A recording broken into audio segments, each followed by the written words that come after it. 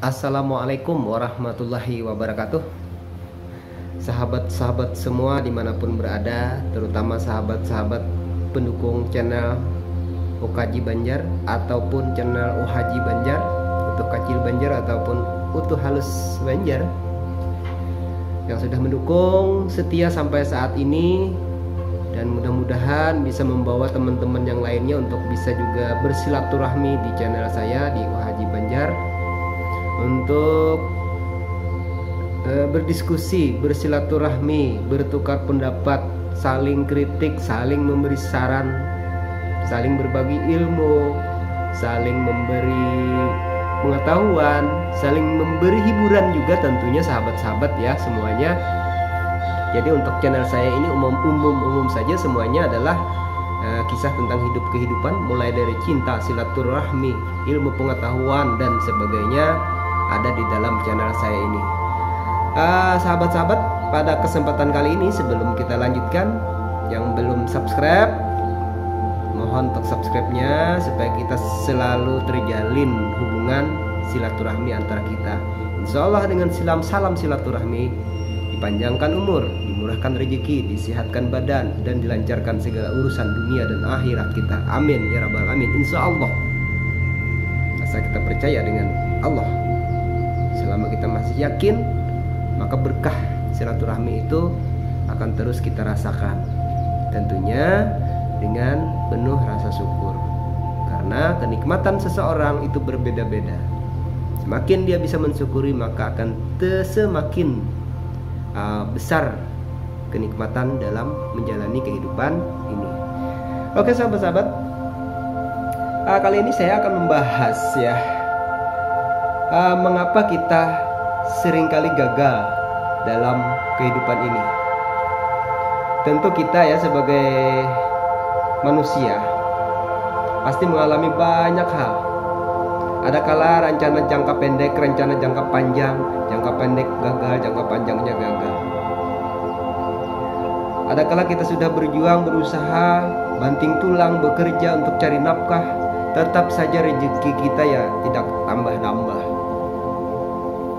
Nah, ada beberapa hal yang menyebabkan. Ada dua ya, intinya ada dua. Kalau kita gagal itu biasanya yang pertama itu supaya kita merasa sadar, merasa lapang dada adalah kita anggap bahwa kegagalan kita, bahwa penyakit yang kita derita, bahwa kegagalan usaha kita itu adalah cobaan dari Allah untuk menguji iman kita dan untuk meningkatkan derajat kita. Misalnya Anda sering tertipu ratusan juta, maka sadarilah itu bahwa kerugian itu tidak akan menjadikan Anda miskin, tapi akan menjadikan orang yang sudah menipu kita menjadi miskin. Karena ini adalah sebagai ujian dari Allah Subhanahu wa Ta'ala. Permasalahannya adalah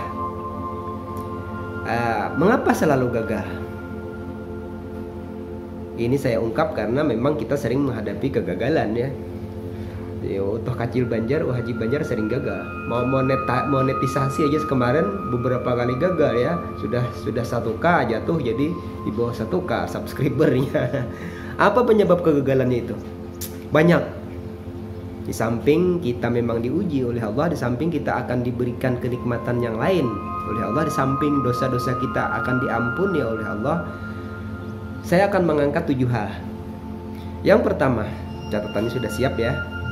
Kita akan gagal dalam menghadapi kehidupan kita itu mungkin disebabkan oleh beberapa, satu atau di antara 7 hal berikut yang saya sebutkan. Yang pertama adalah masalah hubungan kita dengan orang tua. Mungkin orang tua kita sudah meninggal, lalu kita jarang menghadiahi Fatihah, kita jarang menziarahi makamnya. Yang susah adalah orang tua kita masih hidup, kita jarang silaturahmi, kita sering bertengkar dengan orang tua kita. Seperti saya kan, kayak namanya manusia ya, kita sering berbeda pendapat dengan orang tua, bentrok dengan orang tua. Apa boleh buat ya, seperti itulah. Dan itu akibatnya kita akan memperoleh satu kegagalan nanti, disadari ataupun tidak ya. Walaupun kadang-kadang pertengkaran itu yang sebenarnya menurut kita, kitalah yang benar dengan orang tua kita. Nah, tapi begitulah sudah ya, karena kita sudah mengecewakan orang tua kita gagal memberikan pemahaman kepada orang tua kita dalam berkomunikasi, dalam bersilaturahmi, maka ya itulah sudah resiko kita, hukum alam yang akan kita terima. Kita akan menerima kegagalan di kemudian hari. Karena kita harus berbuat baik kepada orang tua dengan cara apapun, waktu dia hidup, waktu beliau meninggal. Jadi kita tidak boleh membantah, jangan mengatakan cih ya, dan lain-lain. Itu sudah pelajaran lah waktu di SD, ya kan sahabat-sahabat semua. Waktu kita di madrasah sudah diajari bahwa dengan orang tua tidak boleh membantah. Tapi semakin kita dewasa, kita akan semakin berbeda pendapat dengan orang tua kita. Itulah penyebabnya. Dan itu ya terus menerus kita hadapi selama kita berhubungan dengan kedua orang tua kita, selama kita menjalin silaturahmi dengan mereka. Kita berniat baik, tanggapan orang tua kita juga akan beda, karena mereka sudah masih memikirkan kita ya. Nah, oleh sebab itu kalau kita sebagai orang tua, kita harus bisa mengerti dengan anak kita. Jangan sampai pada saat ini apa yang kita hadapi nanti juga berlaku untuk anak kita. Kita tidak bisa mengerti dengan anak kita, lalu terjadilah bentrok seperti itu, dan akan menyebabkan anak kita gagal. Kita yang menjadi anak akan juga gagal. Yang kedua, pernah menahan-nahan rezeki orang. Mungkin kita pernah diamanahi untuk ngantarin uang, atau kita menjadi pejabat yang berwenang untuk rezeki orang itu lewat kita. Oke sahabat, mungkin jadi pejabat ya, ada bantuan itu cairnya melalui kita karena tanda tangan kita. Lalu karena melalui tanda tangan kita, lalu kita belai-belai rezeki mereka yang lewat melalui kita, padahal kita sudah digaji loh ya. Kan si A mau kirim uang 100 juta melalui si B, si A sudah membayar kepada B itu 10.000 rupiah untuk diantarkan ke si C. Ternyata setelah uangnya sampai ke si C, uang 100 juta dipotong lagi 100.000 rupiah, diambil duitnya dari si C. Padahal si A sudah ngasih gaji untuk mengantarkan, untuk mencairkan uang yang sudah dititipkan untuk disampaikan kepada yang berhak. Ini zalim juga ya, termasuk zalim juga. Tapi zalim yang bisa diakal-akali ya, potongan untuk ini, potongan untuk itu, dan lain-lain, atau diperlambat supaya tahu bahwa ini adalah kekuasaan saya untuk mencairkan uang ini. Wah, lalu diperlambat-lambat, dibikin bertele-tele. Nah, ini akan berakibat lambat laun hukum alam akan berlaku. Kezaliman yang seperti ini, menahan-nahan rezeki orang, memperlambat rezeki orang, membelai-belai rezeki orang, padahal kita sudah digaji untuk itu. Kemudian hari dirasakan ataupun tidak, kegagalan akan kita terima. Mungkin kita sakit, mungkin anak kita sakit kalau kita tahan, mungkin kita kecelakaan, mungkin kita stroke di kemudian hari, tidak langsung hari itu ya. Mungkin juga istri kita bisa ngambek, bisa selingkuh, atau istri kita sakit, jatuh sakit, lalu kita ngobatin. Akhirnya yang kita potong dari orang 10.000, tapi kegagalan kita 10 kali lipat daripada itu. Ya, saya berani berkata seperti ini karena sering menghadapi hal seperti ini. Ya, banyak ya, sering ya. Jadi selalu ada hukum alam yang akan membalas kesalahan kita. Saya dapat pulpen, saya ambil, saya pakai. Besoknya 10 pulpen saya hilang. Saya dapat uang 10.000, saya ambil, saya pakai. Maunya sih mau saya sedekahkan, tapi lambat. Sebelum saya sedekahkan, uang saya hilang 100.000. Begitu sahabat ya, hukum alam. Oke, disadari ataupun tidak ya, seperti itu. Oke, sahabat-sahabat. Nah, kemudian sahabat ya, yang ketiga adalah seringkali tidak atau kurang memperhatikan keluarga, baik keluarga sendiri ataupun keluarga yang fakir miskin, tetangga dan sebagainya. Karena kita mungkin terlalu pelit, padahal kita ada hak-hak mereka di sana. Lalu kita tidak mengasih uang ke anak kita, ya. Kita tidak mengasih uang kepada istri kita. Pelit ya, pelit dengan semua uang kita pegang. Lalu mereka merasa teraniaya karena kita tidak ngasih mereka uang. Anak kita merasa tertekan, fakir miskin, kelaparan di samping kiri kanan, kita diam saja. Ya. Nah, kalau tidak ada fakir miskin, berarti keluarga kita yang harus diperhatikan. Ya, di sekitar lingkungan kita. Yang berikutnya adalah karena kita membuat orang menjadi susah. Sebenarnya yang kedua tadi sudah masuk ya, membuat orang jadi susah. Tapi ini lebih luas. Halnya lebih luas. Tadi kan memotong rezeki yang dikasihkan oleh Allah untuk orang karena lewat dari kita. Yang ini kita menyusahkan orang karena kita menyakiti orang lain. Karena jalan lewat orang lain kita halang-halangi. Karena orang mau ngambil ini barang dipersusah jalannya, merintang-rintangi jalan orang, membuat orang lain menjadi susah, ya. Nah, jadi orang menjadi menderita karena kita. Lalu kita tidak bertanggung jawab gara-gara kita menyakiti mereka. Misalnya kita tertabrak orang lain, lalu kita tidak bertanggung jawab, tabrak lari. Memang kita selamat pada waktu itu, bebas. Tapi ingat di kemudian hari balasannya lebih dari itu. Sahabat-sahabat ya. Nah, kita tertabrak orang, memang kita salah lari hilang ya. Sementara orang yang sakit, patah kaki, patah tulang dan lain-lainnya tidak kita perhatikan. Seperti itu. Tapi mudah-mudahan ini tidak terjadi ya sahabat-sahabat. Semua musibah itu tidak ada yang menginginkan. Nah, hanya saja kita harus bisa untuk ikut bertanggung jawab dalam musibah yang terjadi. Mudah-mudahan kita dijauhkan dari hal-hal seperti ini. Dan kita tidak menjadi orang yang menyusahkan pada orang lain. Yang berikutnya, yang ke-5, menzalimi orang mukmin. Kalau tadi kan mau orang Kristen, mau orang apa sama ya. Yang uangnya dipotong, uang orang Kristen ya juga sama kena kan. Menghalangi jalan orang Kristen juga sama. Yang ini khusus orang mukmin. Nah, dikatakan bahwa kalau kita